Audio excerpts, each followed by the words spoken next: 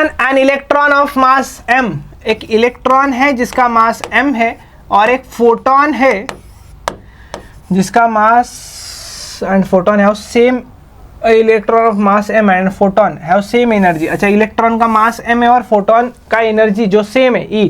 Ratio of de Broglie wavelength of electron to wavelength of photon, ratio of de Broglie wavelength पूछा हुआ है बेटा। Electron के लिए हमको पता है ना, इलेक्ट्रॉन के लिए हमें फॉर्मूला पता होना चाहिए डी ब्रॉगली वेवलेंथ का h/√2m into kinetic energy E होता है, ये इलेक्ट्रॉन के लिए। और फोटोन के लिए जब हम लोग यूज़ करते हैं तो ये फोटोन के लिए यूज़ नहीं हो सकता, क्योंकि ये सिर्फ और सिर्फ चार्ज पार्टिकल के लिए यूज़ होता है।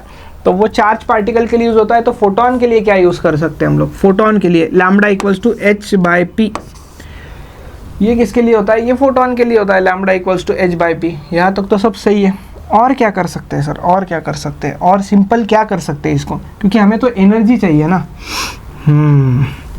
एनर्जी चाहिए तो E इक्वल्स टू hc/लैम्बडा होता है। सो यहाँ से मैं लैम्बडा ऑफ फोटोन लिख सकता हूँ hc/E।